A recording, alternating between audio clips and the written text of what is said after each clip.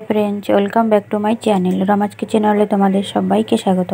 আমি প্রতিদিনের মতন আবারও চলে এলাম নতুন একটা রেসিপি নিয়ে, আলু সয়াবিন ভাজি। তো চলো এই সয়াবিন ভাজি কিভাবে করতে হয় আমার সাথে থাকো আর পুরো ভিডিওটা দেখতে থাকো।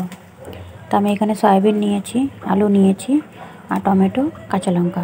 আলুগুলো কুচি কুচি করে কেটে নিয়েছি, সয়াবিনগুলো একটু গরম জলে সিদ্ধ করে আমি দুভাগ করে কেটে নিয়েছি।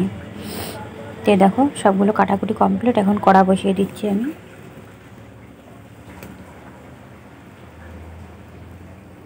কড়াতে দিয়ে দিলাম রিফাইন তেল।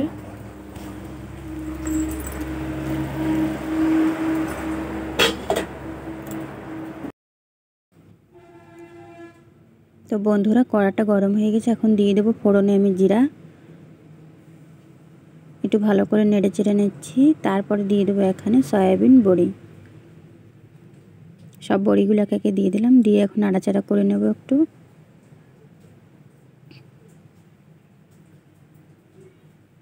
এখন দিয়ে দেবো একটু হলুদ, দিয়ে আরও কিছু সময় একটু ভেজে নেব।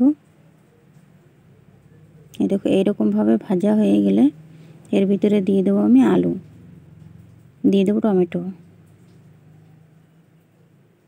সব কিছু দিয়ে ভালো করে মিশিয়ে নেব।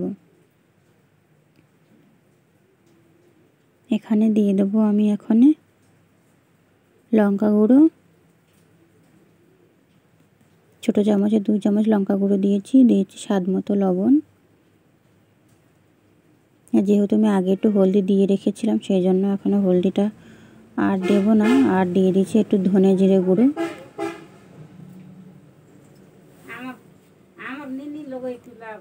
আর দিয়ে দিয়েছি কিছুটা জল, দিয়ে ভালো করে নাড়াচাড়া করে এখন ঢাকা চাপা দিয়ে রান্নাটা করে নেব। তো দেখি ঢাকা খুলে কতদূর কি হলো।